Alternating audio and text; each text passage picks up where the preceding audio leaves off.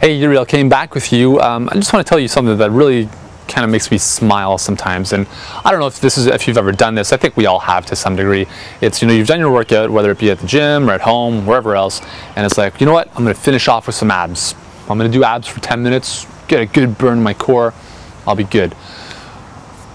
So I don't know, it kind of makes me laugh because it's like as if you hadn't worked your abs at all during your workout. And depending on the type of workout you've done, maybe you haven't. But I'd like to tell you a story of a friend of mine. I'll save his name so I don't embarrass him if he's watching this. I don't think he will be watching this anyways. So, probably one of my best friends, big fan of P90X, and P90X is a great program. If you want to do that thing, that's fine. But he's in that mindset where, like, even when we were growing up, and like he would before going to bed, he would crank out like 200 sit-ups every single night without fail. That's obviously a lot of discipline, very good, that's a great thing. But he's in this mindset where, he felt that he always had to be doing, bicycle sit-ups and crunches and like crazy stuff to really get that burn and get that the strong abdominal section. And he does have a strong core. I'm not going to take that away from him. But it's kind of, I don't know if it's a waste of time or if what he's doing could be more effective if he did something else. So here's what I want to kind of get across to you. When you are working out, you should inherently be training your abs at the same time. Why do I say that? Well, first of all, if you're going to be sitting on a bench, okay, if you're going to sit on a bench and do bicep curls, okay, obviously that's not going to really apply. However, if you stand up and you start doing bicep curls, right, instead of swinging, if you actually brace your core and really solidify your stance, now you're actually training your core, preventing movements, right, from that momentum of a bicep curl. That's just one example of how your core integrates your upper and lower body. Another example would be a front squat.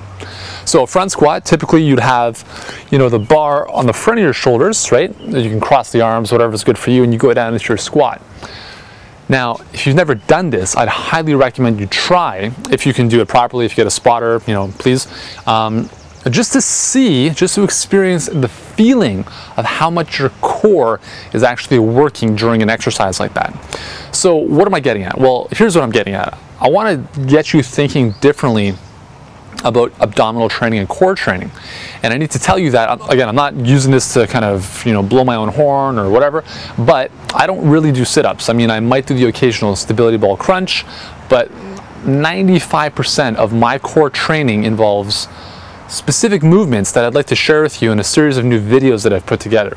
Okay, so if you go over to amazingabsolution.com, I want to reveal everything that I do, everything that I've done with my clients to help them shed belly fat, get great, sexy, strong cores without sit-ups and things that compromise their lower back.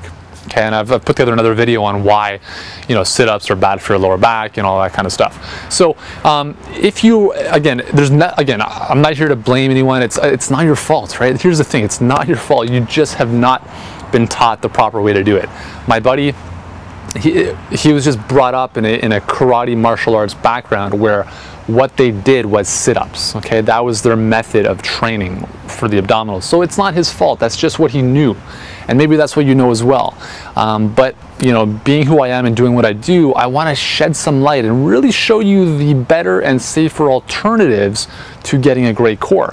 Again, I didn't get abs like this by doing sit-ups, and I want to show you how I got these abs and how I've helped countless other people get similar results. So if you've been in that category of doing countless sit-ups and you think you have to do sit-ups after your workout to get a good abs burn in, then I'd like to kind of change the way you look at things.